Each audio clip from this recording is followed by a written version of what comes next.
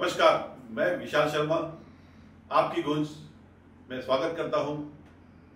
और आज हमारे बीच में एक ऐसा नाम, एक ऐसी शख्सियत जो पहचान के मोहताज नहीं है, जिन्होंने अपनी मेहनत से, लगन से आज यहां तक का सफर पाया है।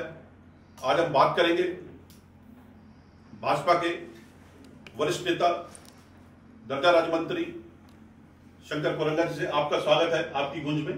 जी नमस्कार विशाल भाई, गूंज का बड़ा शानदार ये कार्यक्रम कर रहे हैं, इसको आपको पूरी टीम को शुभकामनाएं। आपके समस्त हमारे बाबा भाई उमेश जी, सबको मेरी तरफ से बहुत बहुत शुभकामनाएं बताइए। मैं मंत्री जी आपसे जानना चाहूँगा, एक सामान्य कार्यकर्ता से आपने आज मंत्री पद पर आप जलागम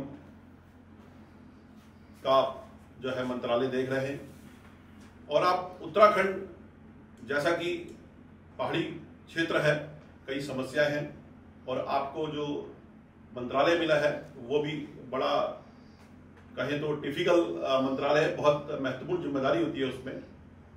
और आपने कई जीवन में उतार चढ़ाव देखे हैं, कई ऐसे मोड़ आए हैं आपकी जीवन में, लेकिन आप जो है डगमगाने के बजाय आपने निरंतर संघर्ष किया है। तो मैं आपकी कहानी आपकी जुबानी सुनना चाहूंगा। जैसा कि आपकी गूंज में सभी दर्शकों को मालूम है कि हम समय समय पर वो हस्तियों को, वो शख्सियतों को अपने मंच पे बुलाते हैं, उन्हीं की कहानी, उन्हीं की जुबानी सुनना चाहते हैं, और जिनको क्योंकि पूरा देश देखना चाहता है, क्योंकि वो प्रेरणा स्रोत का काम करते हैं। तो मैं आज जानना चाहूंगा, आप यहाँ तक का जो सफर आपने पाया है अपने मेहनत से, वो कैसे कैसे आपने संघर्ष देखे हैं, और युवाओं के लिए एक संदेश भी होगा। देखिए विशाल जी, जब हम बचपन में पढ़ते थे, शिशु मंदिर के हम विद्यार्थी रहे हैं, तो उस समय हम लोग शाखा में जाते थे, संघ की शाखाओं में सुबह 4 बजे उठना, और सुबह सुबह हमारे आचार्य लोग घरों में आ जाते थे। वो दौर ऐसा था, 1992 की बात है। संघ ने मेरे जीवन में, जो मेरा बचपन से जो हम लोग एक शाखाओं में होता है कि जहाँ पर व्यक्ति निर्माण का काम होता है, संघ की शाखाओं में सुबह 1 घंटे की शाखा होती है, जिसमें शारीरिक, मानसिक और बौद्धिक विकास के कार्यक्रम होते हैं। वहाँ से हमने अपने जीवन की शुरुआत, वहाँ से विचारों में, व्यवहार में, चरित्र में हमने उसको अपने जीवन भर अपनाया। जब बड़े हुए, अब हम छोटे थे, मुझे ध्यान है जब मेरठ में एक वर्ग लगा हुआ था, तो वो मुझे बड़ा रोचक लगता। जब हम गए थे मेरठ में केशवपुरम में, तो रज्जू भैया पूजनी सरसंचालक थे, हम सब लोग वहाँ गए थे। बड़ा 7 दिन का शिविर लगा था, और लास्ट दिन हमने वहाँ गन्ने की खीर खाई। मैंने पहली बार वहाँ गए, यहाँ से उत्तर प्रदेश में हम लोग थे, उस समय उत्तराखंड नहीं बना था। इस प्रकार से लोगों से संपर्क, लोगों से मिलना जुलना, वर्गों में जाना, और फिर मैंने आपका धीरे धीरे फिर आईटीसी के बाद फिर इधर विद्यार्थी परिषद में जुड़ गए, विद्यार्थी परिषद में काम किया, विद्यार्थी परिषद में नीचे विद्यालय इकाई से, और काम करते करते फिर जहाँ तक मैं समझता हूँ 98 में यहाँ नगर में, हल्द्वानी में मैंने वार्ड का अध्यक्ष है, उस समय गोविंद सिंह बिष्ट जी जिला अध्यक्ष हुआ करते थे। और उसी सत्र के दौरान युवा मोर्चा में पंकज खत्री थे, उनके साथ भी हमने उपाध्यक्ष का काम किया। फिर अपने बमोरी जो क्षेत्र है, उस बमोरी क्षेत्र में भी मैंने बूथ लेवल से लेकर के, ग्राम स्तर से लेकर के, और फिर युवा मोर्चे में जिले में मैं पदाधिकारी रहा, जिले में महामंत्री रहा, मीडिया प्रभारी रहा, और हमारे जो फिर प्रदेश की राजनीति में आ गई। प्रदेश की राजनीति में अंतिम में 2014 में प्रदेश मंत्री रहा। उस पूरे पीरियड के दौरान माननीय कोश्यारी जी और माननीय पुष्कर सिंह धामी जी, जो हमारे प्रदेश के अध्यक्ष थे युवा मोर्चे के, लगातार उनके सानिध्य में काम किया। और धामी जी से प्रेरित होकर के पूरे उत्तराखंड के अंदर, युवाओं के अंदर एक क्रांति थी, एक परिवर्तन था, और एक नई चेतना उनके साथ रहती थी, और दिल्ली अटैचमेंट उनके साथ हमने काम किया। और कोश्यारी जी हम सबके राजनीतिक गुरु, जिनके नेतृत्व में हम सब ने काम किया। उस समय भी मैंने फिर इधर ही संघ के प्रथम वर्ष और द्वितीय वर्ष किया, क्योंकि मेरा मूल और मातृ संगठन उससे मैं जुड़ाव मेरा बना रहा। मैं जैसा कि आप बताया आपने कई, क्योंकि राजनीतिक में बिना राजनीतिक गुरु के आज की डेट में अगर बात करें तो कहीं भी मुकाम पाना बड़ा मुश्किल हो गया है। और ऐसा लगता है सभी को। मैं एक बात जरूर जानना चाहूँगा, हमारे दर्शक भी जानना चाहेंगे, जैसे जबड़ों के बीच में जीभ रहती है ना, बच बच के रहती है, तो ऐसे ही आज आप मंत्री जरूर बने हैं और बड़ा हर्ष का विषय भी है उत्तराखंड के लिए, एक युवा जो है मंत्री बने हैं। और आप तो आपको आज भी कई भारतीय जनता पार्टी के बड़े नेता आपको हजम नहीं करते हैं, या ऐसा लगता है कि काम करने में हो सकता है आपको कई बार दिक्कतों का भी सामना करना पड़ रहा हो, और आपसे क्योंकि भला कौन जानता है, तो ऐसा क्यों है? क्योंकि आपने अपनी मेहनत लगन से पाया है और फिर भी आपको जो है आप ही की पार्टी के कई नेता जो है हमें ऐसा लगता है कि हजम नहीं करते। इसका क्या कारण है?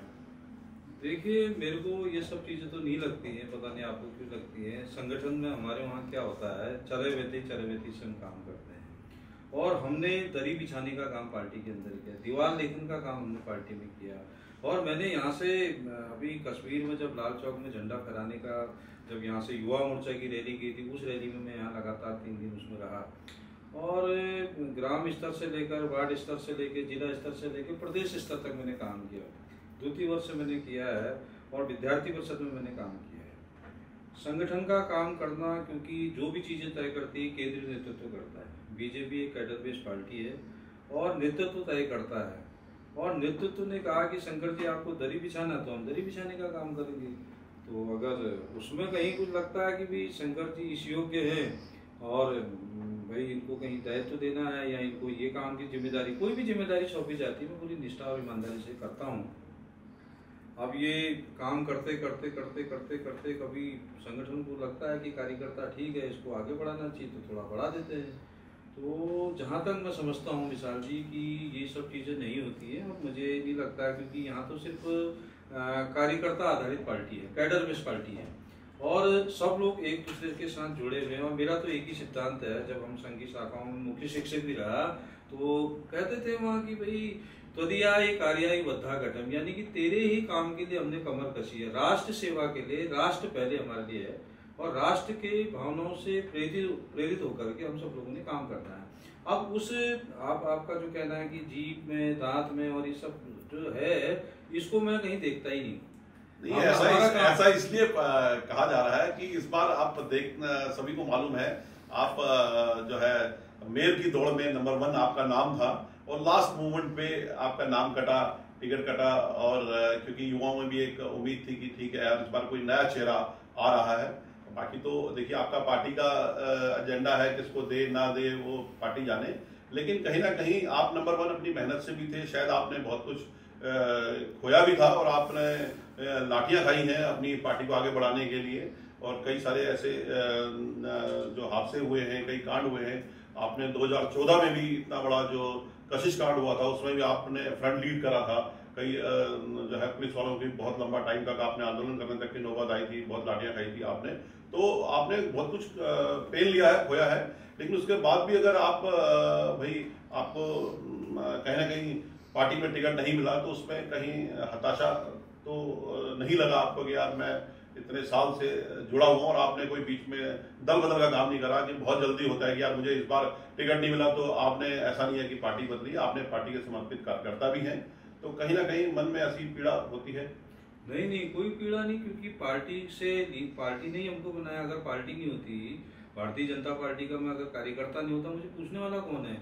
आज मुझे जो कुछ भी मिल रहा है या जो भी हमको मिला, अभी तो बहुत कुछ नहीं है, लेकिन जो भी मिल रहा पार्टी के कारण है, मेरी पहचान ही पार्टी है, एक बात। दूसरी बात क्या है कि यहाँ पर हम लोगों को पार्टी का जो बेसिक कार्यक्रम होते हैं उन सब में सभी की अहम जिम्मेदारी होती है। किसी को थोड़ा ज़्यादा काम मिलता है, किसी को थोड़ा कम मिलता है, हम सब लोग काम करने के लिए। 2014 में मेरा एक ध्येय था, जब हरीश रावत जी मुख्यमंत्री थे, उनके प्रत्येक, क्योंकि कांग्रेस के द्वारा जितनी भी नीतियां उस सरकार के दौरान होती थी वो जन विरोधी होती थी। उस कारण से मैं प्रत्येक जनपद में जहां जहां पर हरीश रावत जी जाते थे, मैं हमेशा काले झंडे दिखाने का काम करता था। मेरे साथ कम से कम 8-10 गाड़ियां चलती थी, चाहे वो कोटाबाग में हो, चाहे रामनगर में हो, इस जिले की बात मैं कर रहा हूँ, चाहे हल्द्वानी में हो। हमको मतलब एलआईयू मेरे पीछे लगी रहती थी। विशाल जी, LIU लगातार मेरी मूवमेंट को तय करती थी कि आपने रावत जी की बात छेड़ी दी है। कांग्रेस सरकार में जब रावत जी मुख्यमंत्री थे, आपने उस दौरान खास करके 2-3 बार बड़े आपने आंदोलन करे। एक बार देहरादून में भी आपने बहुत चर्चा का विषय रहा था, जब उस समय घोड़ा भी चेतक नाम से जो है उस समय जो है मृत्यु हो गया था कुछ टाइम। उस समय भी बहुत लाठियां खाई, आपके ऊपर केस भी हुए, कई जेल भी आप रहे।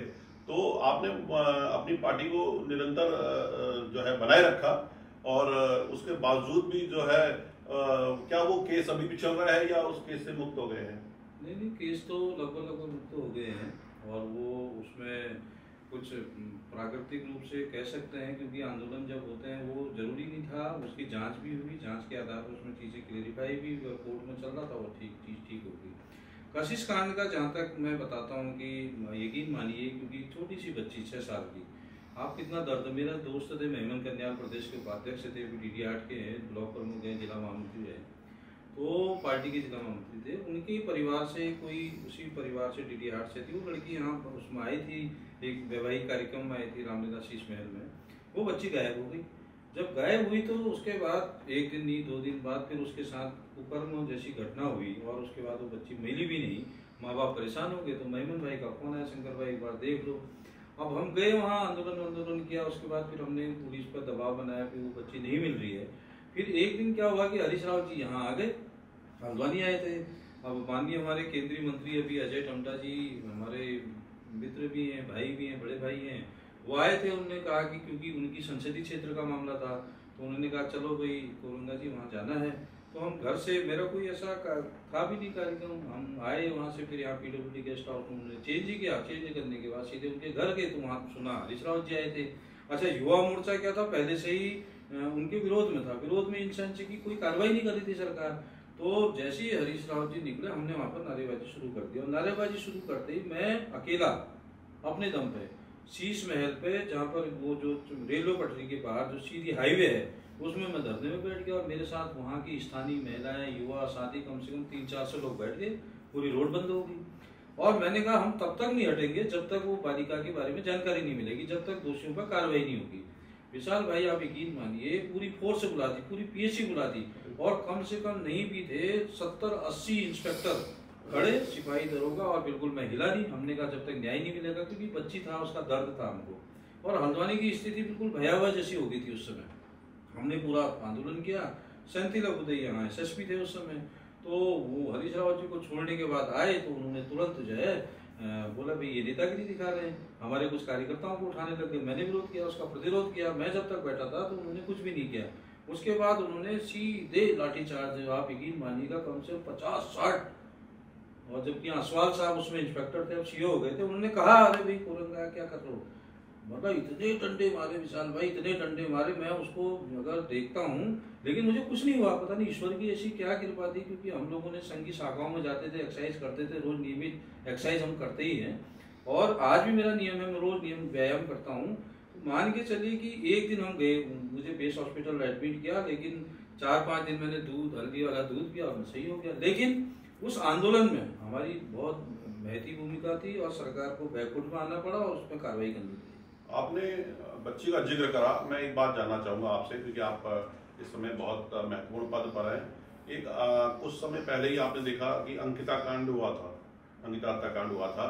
वो भी एक बच्ची थी, और निरंतर उस पर जो है विपक्ष, आज की डेट में विपक्ष ही कहेंगे, निरंतर ब्लेम भी लगाता है आपकी पार्टी के ऊपर कि उसमें निष्पक्ष जांच नहीं हो रही, CBI जांच नहीं हो रही। क्या कारण है कि उस बच्ची को न्याय नहीं मिल पा रहा है? इसको क्या, किस नजर से देखते हैं आप? देखिए विशाल जी, ये तो कोर्ट में विचाराधीन है, और कोर्ट उसका संज्ञान ले रही है, और उसमें पूरी ईमानदारी के साथ माननीय मुख्यमंत्री जी ने कार्रवाई करने के लिए कहा, उसमें कार्रवाई हुई है। देखिए, राजनीति करने के लिए राजनीति नहीं करना चाहिए, विरोध के लिए विरोध की राजनीति नहीं करनी चाहिए। वो एक बहुत गंभीर मामला है, वो किसी की भी बच्ची है, वो किसी की भी बहन है, वो किसी की भी बेटी है, उसको इस तरीके से बाजार करना मैं नहीं समझता हूँ कि अच्छी बात है। और हमारी जो सरकार है, माननीय मुख्यमंत्री जी ने उस पर त्वरित कार्रवाई करने के लिए बोला, फास्ट ट्रैक कोर्ट में उसको चलाने की बात भी की। और आप तो ये मान के चलिए कि अगर हम कार्रवाई भी करते हैं तो भी परेशानी होती है, हम अगर सोचते हैं कि यार इसको तुरंत बंद कर देना चाहिए तो भी वो विरोध में आ जाते हैं। तो कुल मिला करके उस पर न्याय देने का काम सरकार पूरी ईमानदारी के साथ कर रही, पूरी तत्परता के साथ कर रही। माननीय मुख्यमंत्री जी उनके घर भी गए थे। हाँ, क्या है कि कुछ लोग बरगलाने का काम करते हैं, ये नहीं करना चाहिए। ये किसी, मैंने कहा ना, पीड़ित बच्ची, किसी भी बेटी, किसी की भी बेटी हो, मेरी भी बेटी हो सकती है, मेरी भी बहन हो सकती है, मेरी भी माँ हो सकती है, इन सब चीज़ों को करने से पहले 10 बार सोचना चाहिए। न्याय होता है, उसके एविडेंस होते हैं, कानून की अपनी प्रक्रिया होती है और कानून उसमें काम कर रहा है। और मैं समझता हूँ कि उसका आज कल ही आपने देखिए उसमें चार्जशीट शायद कंप्लीट होने वाली है और दोनों उनको गिरफ्तार भी किया उन लोगों को। और सरकार ने, अगर उन्होंने कहा कि भाई दल से जुड़े हुए हैं, संबंधित व्यक्ति दल से जुड़े हुए हैं, तुरंत कार्रवाई करी उस पर। आप बताइए ना, अगर कार्रवाई नहीं की होती तब तो आप कहते नहीं करी कार्रवाई। जांच हुई, वो होटल सीज किया गया, उसमें बुलडोजर चलाया गया, दोनों गिरफ्तार किए गए और उसके बाद उनको अभी भी जेल में बंद हैं, किसी की चलिए खैर विपक्ष का काम है। देखिए विपक्ष तो ठीक है, विपक्ष की भूमिका ही बहुत महत्वपूर्ण होती है किसी भी राज्य में हो या देश में हो।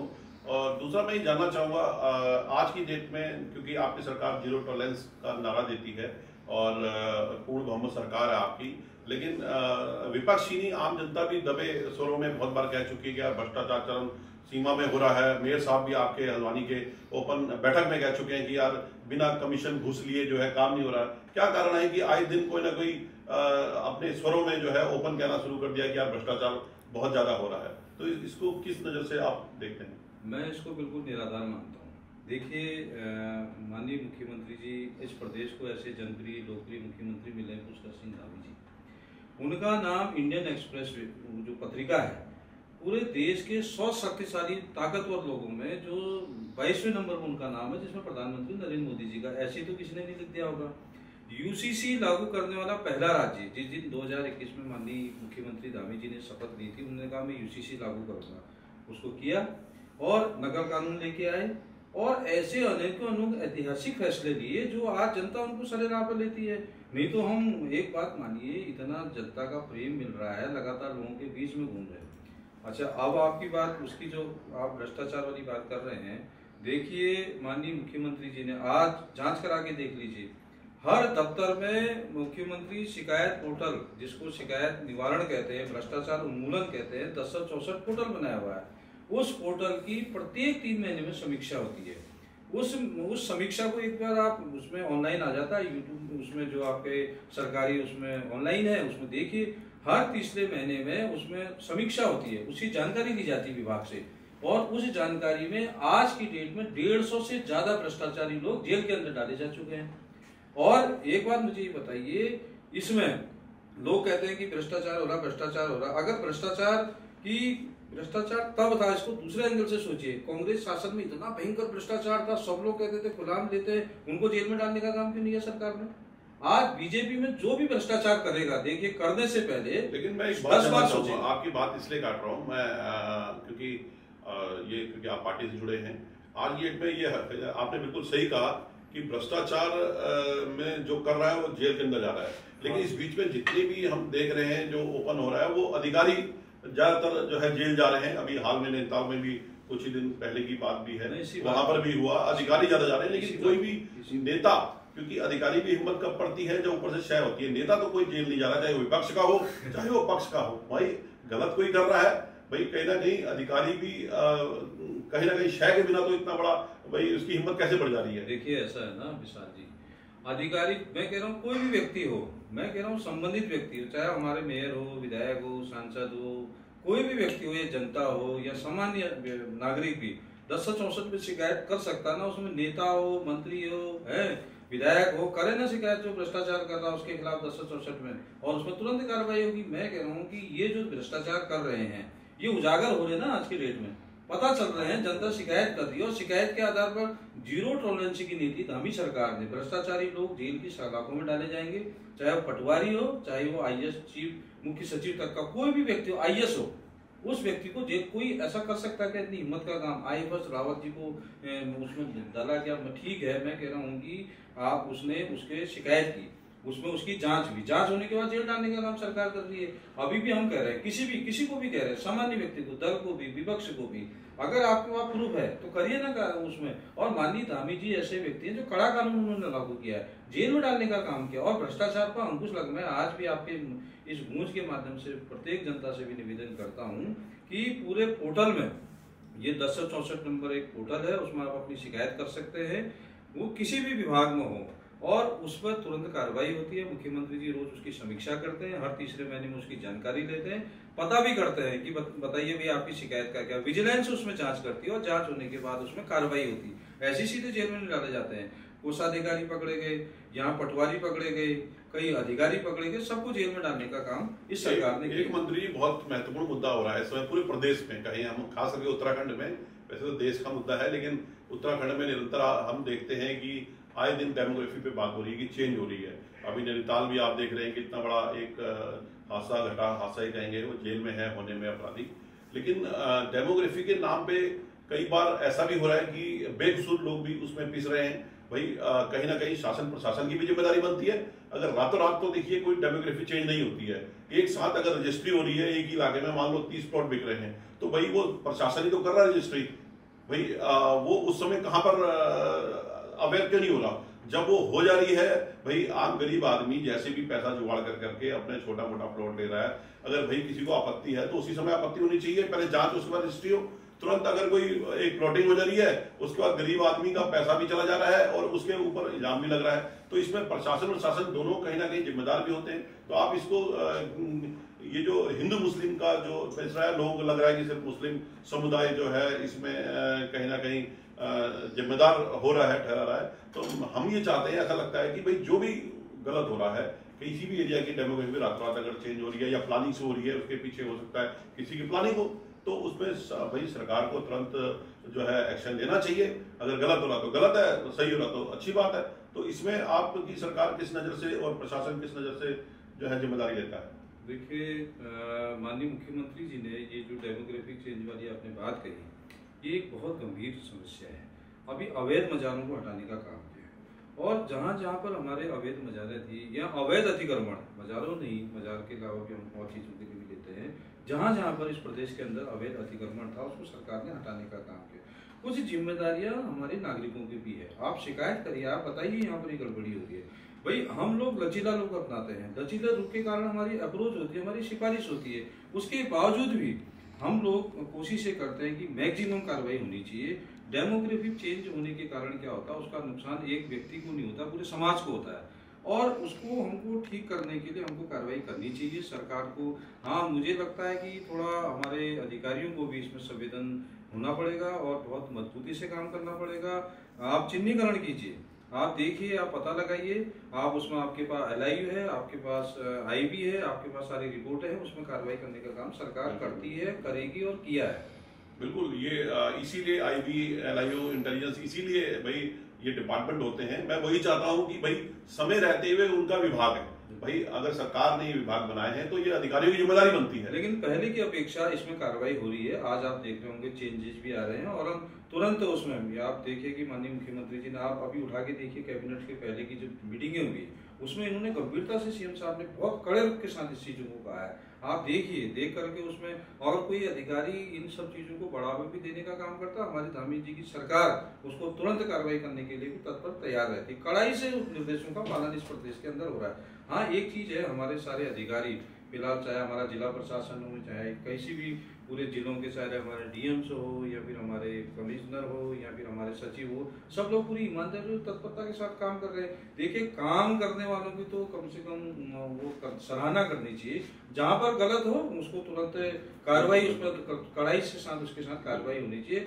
सरलता और नम्रता और कठोरता के साथ सरकार काम करती है। अच्छा, डेमोग्राफी पे हम बात कर रहे हैं, तो क्या आपको ऐसा नहीं लगता मंत्री जी की जनसंख्या नियंत्रण कानून सबसे ज्यादा इस समय जरूरी हो गया है? भाई नियंत्रण कहां से होगा? सरकार उस पर कोई चर्चा ही नहीं कर रही है, ना प्रदेश की कर रही है, ना कोई आपका देश में कहीं ये चर्चा हो रही है। भाई अगर वो रोकथाम हो जाएगी, हम उसके बाद ऑटोमेटिकली जनसंख्या नियंत्रण कानून आ जाएगा, तो चाहे हो सकता है 10 साल लगे, 5 साल लगे, कुछ समय जरूर लगेगा। तो उसमें हमारे देश के लिए भाई रोजगार, विकास, सारी चीजें खुलती हैं। विकास पे कोई बात नहीं करता है आज की डेट में। तो आप जनसंख्या नियंत्रण कानून को किस नजर से आप देखते हैं कि होना चाहिए, जरूरी है नहीं? जनसंख्या कानून तो नियंत्रण होना ही चाहिए, और इसके लिए क्या है, सरकारों ने, हम देश के माननीय प्रधानमंत्री जी ने इसमें पहल भी 2014-2019 के बाद जब हमने कोशिश की, मैंने तो अपनी तरफ से खुद पत्र लिखा और मैंने कहा कि भाई अगर जनसंख्या कानून पर अगर कानून बन जाए, उसका अभी क्या है, डेवलपमेंट के लिए बहुत इम्पोर्टेंट है, डेमोग्राफी के लिए बहुत इम्पोर्टेंट है, और देश के एकता, संपूर्णता और अखंडता के लिए भी एक है। होता क्या है कि हमारे पास एक बहुत सालों से एक दल चल रहा है, जो सिर्फ वो दल जो है भ्रष्टाचार में, आप देखते थे 2G स्पेक्ट्रम कितने कितने घोटाले होते थे, आज उनको सहन नहीं हो रहा है। कोई भी नीति सरकार लेके आती है, उसको करने के लिए विपक्ष तैयार नहीं रहता है। अब आप मान के चलिए, धारा 370 किया, राम मंदिर का निर्माण किया, उसमें भी कह दिया कि राम वहाँ कहाँ थे। धारा 370 लागू की, सारे लोग एक साथ इकट्ठे होकर आ गए। कठोर से कठोर निर्णय लेने का काम सरकार ने किया माननीय नरेंद्र मोदी जी के नेतृत्व में।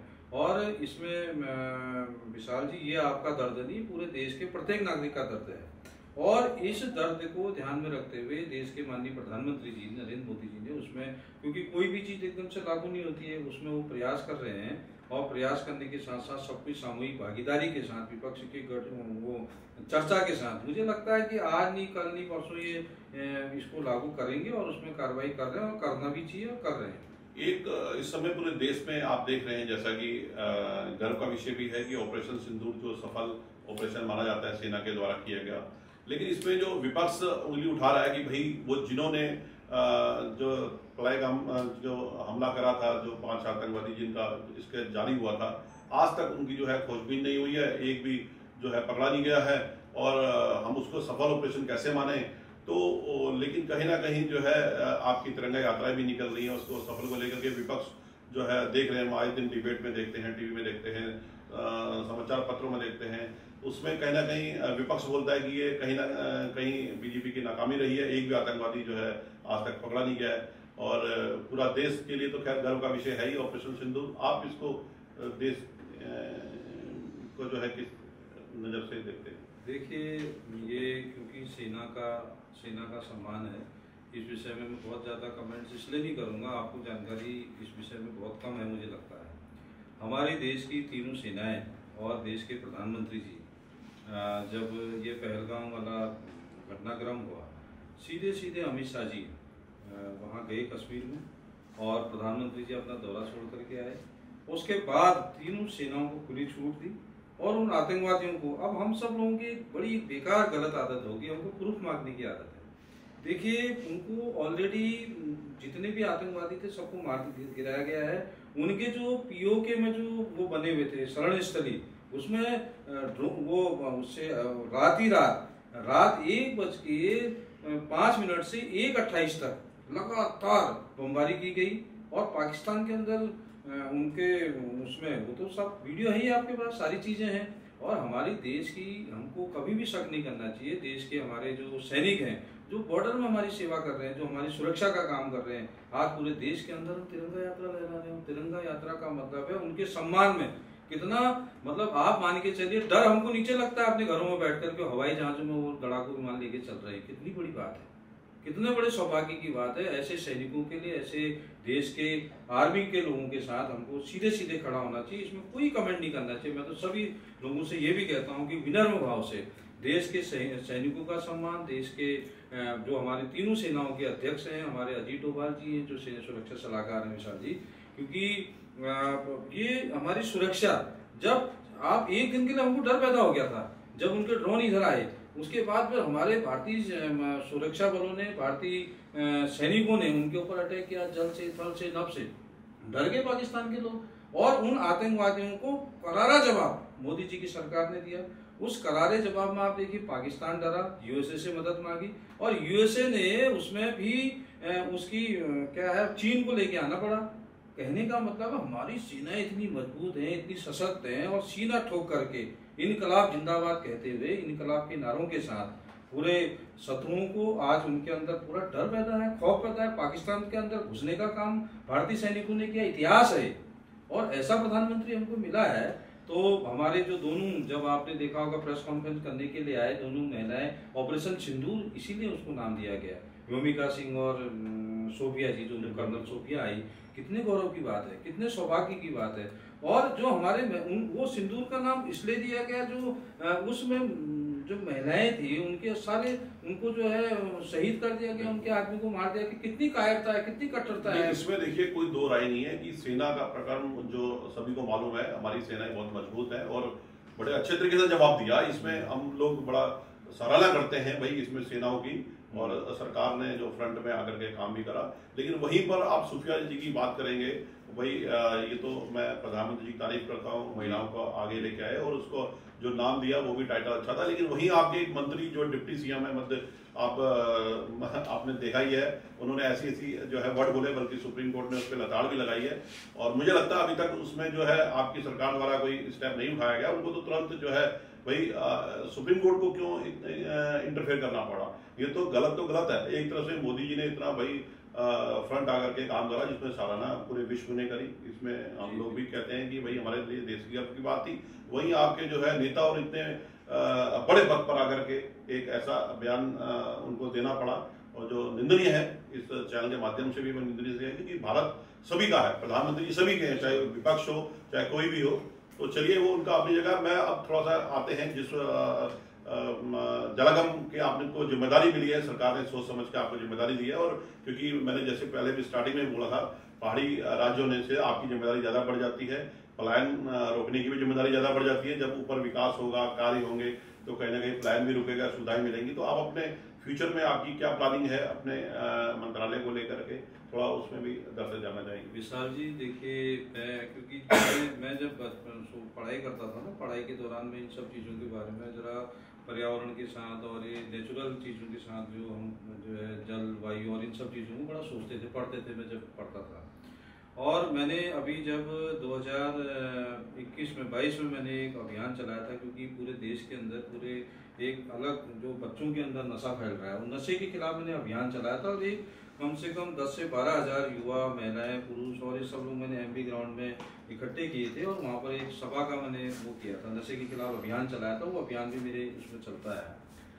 जहाँ तक मेरे विभाग की बात है, क्योंकि मैं नशा मुक्ति के लिए इसलिए बात करना चाहता हूँ कि हमारी युवा पीढ़ी गलत हाथों में जा रही है, गलत दिशा में जा रही है। और मैं सोचता हूँ मैं इस आपके गूंज के माध्यम से, क्योंकि ये विषय बहुत गंभीर विषय है, अब इस चैनल के माध्यम से मैं सभी युवाओं से निवेदन करता हूँ, अनुरोध करता हूँ, आप खेल की ओर बढ़िए, आप रचनात्मक कार्यों की ओर बढ़िए। ये नशे से देखिए 84 लाख योनियों के बाद ये मनुष्य जीवन मिलता है, और इस जीवन में अगर हम कुछ नहीं कर पाए, क्योंकि माँ बाप हमको पैदा करते हैं, वो माँ का दर्द, वो पिता का प्यार हम कहाँ लेकर के जाएंगे। अगर हम नशे की ओर जाएंगे तो नशे से क्या होगा, फिर तो पीढ़ी नहीं बढ़ पाएगी आगे। और ये हर प्रकार का जो नशा है बॉर्डर से अवैध तरीके से भारत के अंदर लाया जा रहा है, हमारी युवा पीढ़ी को खोखला किया जा रहा है। मैं सभी लोगों से आह्वान करूंगा, इसमें कार्यक्रम करने चाहिए, इसमें युवाओं को जागृत करना चाहिए, क्योंकि हमको ये देखना चाहिए कि हमारे बच्चे घरों में अकेले क्या कर रहे हैं। आजकल ये जो सूखा नशा है, ये बहुत मतलब इस प्रकार का नशा है कि जो हमको बहुत बुरी तरह से नुकसान कर रहा है, शराब के नशे को। और ये इसको हम मानते हैं कि चलिए एक जैसे रम लिखा जाता था रेगुलर यूज मेडिसिन आर्मी में, तो लेकिन ये जो नार्कोटिक्स है और ये क्या होता है मुझे तो ये भी नहीं पता, ड्रग्स है, ये जो नशा है, ये नशा का पता ही नहीं चलता है। शराब से तो महंग आ जाती सामने से, लेकिन इसमें तो बच्चा अकेला इंजेक्शन लगा रहा है, सूंघ रहा है उसको, तो वो देखिए बहुत महत्वपूर्ण बात बोली आपने। मैं आपकी बात को आगे बढ़ाते हुए, ये आपने इस पे कार्य करा, ये देखिए सराहना है। मैंने एक चीज और महसूस करी है, आपने आज जो पद पाया है, जो हमें सभी को लगता है, ये मेरे कहने की बात नहीं है, आपने अपनी मेहनत से इतने समय का त्याग भी आपका रहा है। और नशा आज की डेट में पूरे उत्तराखंड का घर घर की समस्या बन गई है। यूथ आप चले जाइए, कॉलेजों के बाहर चले जाइए, और नशा मुक्ति केंद्र आप देखिए, जितना हल्द्वानी में मैं अपनी बात करूं, कम से कम 30 से ज्यादा नशा मुक्ति केंद्र हो गए। तो भाई क्या कारण है ये इसका? तो यहाँ पर सरकार को सोचना चाहिए, क्योंकि देखिए सरकार इसलिए हर चीज में आ जाती है, शासन प्रशासन इसलिए आ जाता है क्योंकि हमारा जो हिंदुस्तान है लोकतांत्रिक देश में, क्योंकि आप खुद कोई डिसीजन नहीं ले सकते।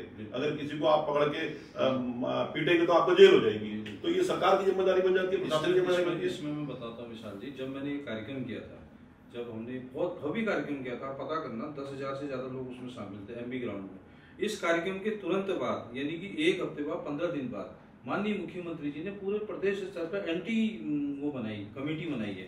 इसमें डीजीपी स्तर पर इसमें वो हो रही है, मॉनिटरिंग हो रही है, और जिला स्तर पर इसमें कप्तान इसकी मॉनिटरिंग कर रहे हैं। उस मॉनिटरिंग के आधार पर काफी लोग आज की डेट में पकड़े भी गए हैं। ये क्या है ना, उन माँ बाप का दर्द, उनको हम कहें, उनका दर्द हम महसूस कर सकते हैं। उस परिवार का दर्द हम महसूस कर सकते हैं। तो लेकिन उसको उस पर कार्रवाई हो रही है। आज उसका रिकॉर्ड आप मंगा के देखिए।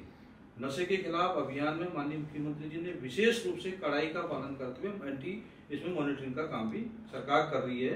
अब हमारा जो विषय वाला था, मैं जलावन वाला आपको थोड़ा उसमें ब्रीफ करना चाहता हूँ। देखिए, पूरे भारत में ग्लोबल वार्मिंग की आज बात चल रही है, हिमालय बचाओ अभियान चल रहा है, पर्यावरण भी सारी चीजों को बोल रहे हैं।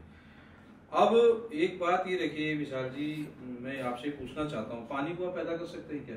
नहीं कर सकते। किसी भी रसायन से पैदा नहीं कर सकते। इसलिए जो हमारे जो मूल स्रोत हैं ये हिमालयों से निकल करके नीचे आ रहे हैं।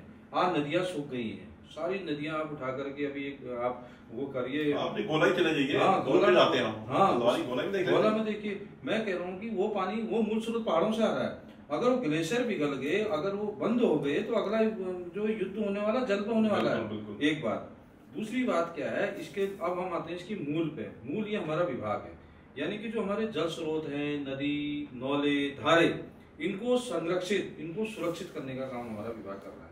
उसमें भी मैंने एक चीज सोची है विशाल जी, मैं इसमें भी अभी बहुत अध्ययन भी कर रहा हूँ। मैंने अभी माननीय मुख्यमंत्री जी से भी कहा था, मैंने अपने विभाग के 4 जिलों को इसमें पायलट प्रोजेक्टों में लेने का काम अभी शुरुआत में रखा है। जैसे आपका केदारनाथ घाटी है, आपका चंपावत है, पिथौरागढ़ है, सीमांत क्षेत्र, आपका बागेश्वर जिला जो हिमालयी क्षेत्र है, और आपका इधर पौड़ी, इधर के सारे क्षेत्रों को पायलट प्रोजेक्ट में लेते हुए खटीमा और हल्द्वानी, इसमें हमने ये एक कोशिश की है कि हम अभी भागीरथी एक सरकार सारा का एक प्रोजेक्ट चलता है। हमारी जो सरकार, जो हमारा विभाग है वर्ल्ड बैंक से चलता है, इसमें बड़े बड़े प्रोजेक्ट होते हैं।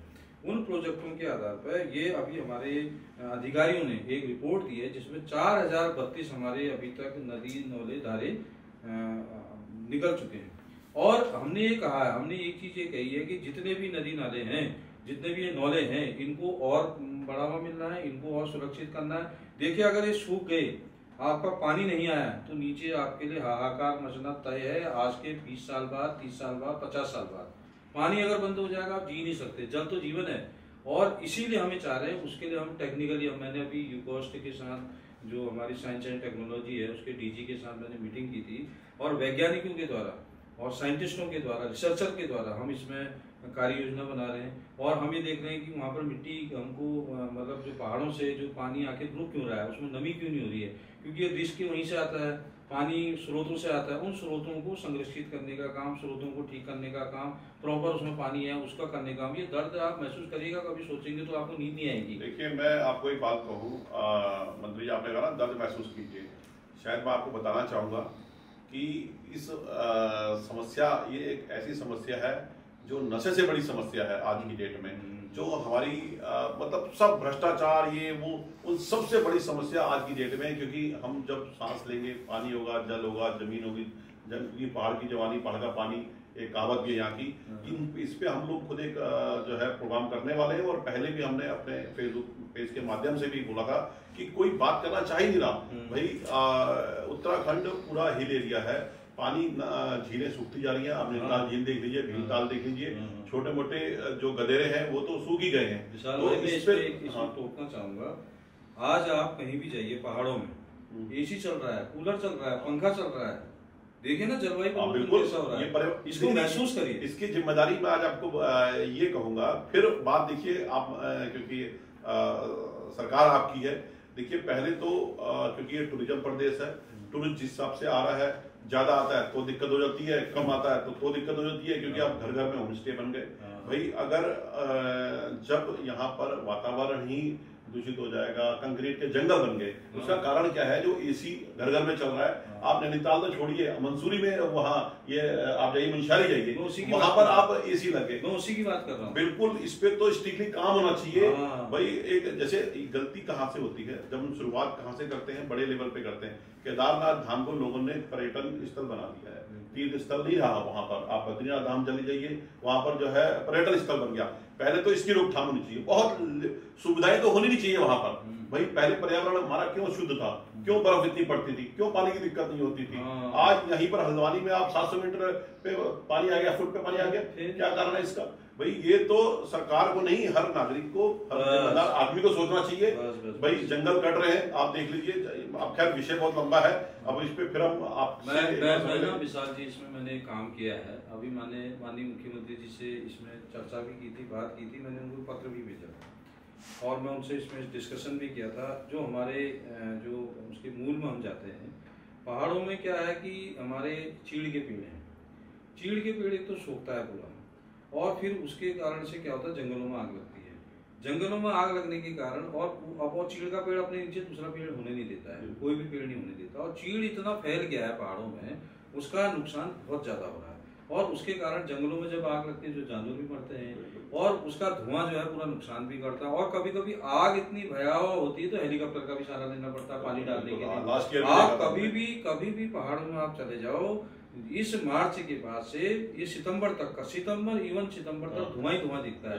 देखिए उससे नुकसान हो रहा है, क्लाइमेट को भी नुकसान हो रहा है। इसमें मैंने माननीय मुख्यमंत्री जी को कहा है, मतलब निवेदन किया है, मैंने कहा कि भाई साहब अगर हम बांस के पेड़ लगाते हैं और ये फलदार पेड़ हम लगाते हैं, मतलब जिसमें नीचे पानी रहे।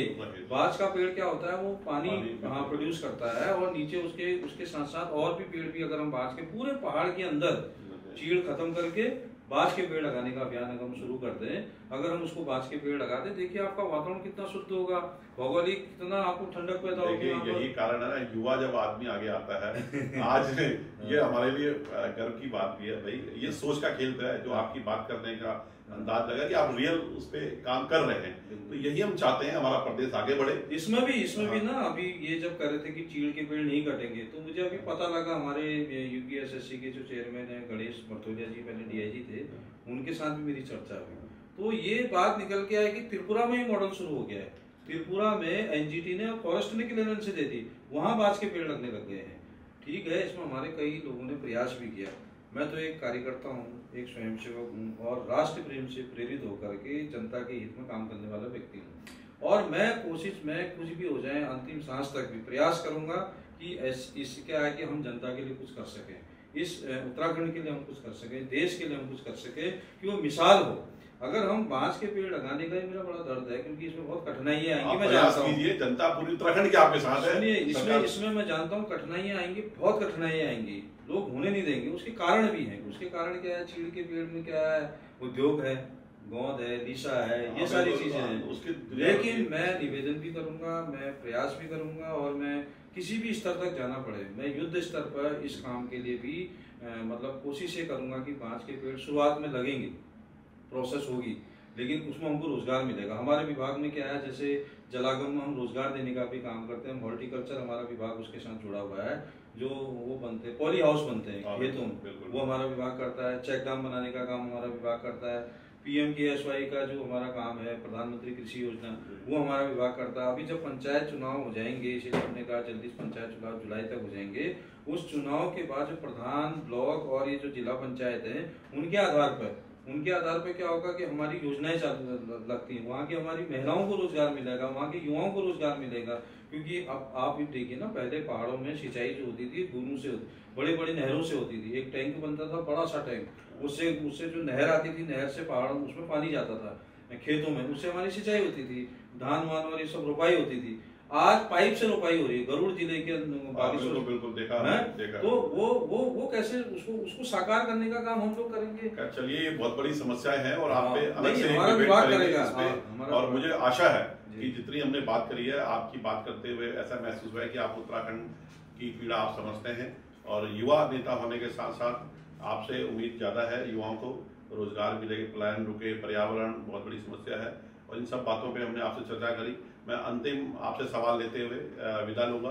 हमारा जो आपकी गूंज, जो एक कोशिश जो करी है हमने, क्योंकि उत्तराखंड पूरे विश्व में जाना जाता है। भाई उत्तराखंड एक ऐसा देवभूमि के नाम से जाना जाता है। एक हमारा प्रयास है, एक चैनल वो जो लॉन्च करा है हमने, तो शुभकामनाओं का एक संदेश के साथ आप जनता को भी एक संदेश प्रेरित करें। देखिए विशाल जी, उत्तराखंड वैसे भी देवभूमि है, सैन्य भूमि है, धामों का प्रदेश है। बद्री, केदार, जागेश्वर, गंगोत्री, यमुनोत्री और मंदिर हमारे सभी देवभूमि के सभी लोगों के उसमें आपने जो गूंज वाला जो कार्यक्रम किया है, जो गूंज का आपने, मुझे ऐसा लगता है अभूतपूर्व है। ये इतिहास बनेगा आपके लिए भी और हम सबके लिए भी।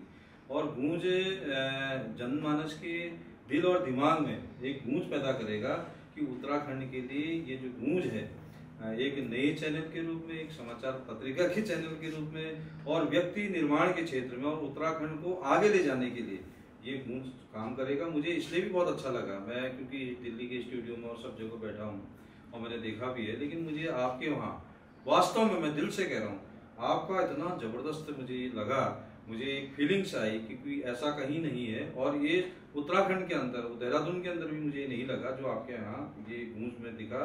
मैं इसकी भविष्य की शुभकामनाएं करता हूँ। माननीय मुख्यमंत्री जी की ओर से आपको बहुत बहुत शुभकामनाएं देता हूँ। और मैं इस प्रदेश की जनता को और देश की जनता को, आपका चैनल, आपका ये जो गूंज है, इसकी गूंज माननीय हमारे सेंटर से लेकर के और राष्ट्रीय और अंतर्राष्ट्रीय स्तर पर गूंज आपकी फैले, मैं ईश्वर से प्रार्थना भी करता हूँ। एक बात और कहना चाहूंगा, वो हम शायद महत्वपूर्ण बात थी, सभी को मालूम है, माननीय सीएम साहब के आप बहुत करीबी इसलिए माना जाते हैं कि कहीं ना कहीं आप अपने काम से पहचान बनाई है। आज हमें ऐसा लग रहा है कि हम भाई माननीय सीएम साहब से बात कर रहे हैं क्योंकि आपको एक महत्वपूर्ण जिम्मेदारी भी मिली है। और मैं आशा करता हूँ कि आप उत्तराखंड के विकास हेतु जो है कार्य करेंगे। और इन्हीं जो है शुभकामनाओं के साथ आपका जो है धन्यवाद समय देने के लिए। जी, आपकी धन्यवाद। नमस्कार। जय हिंद, जय भारत।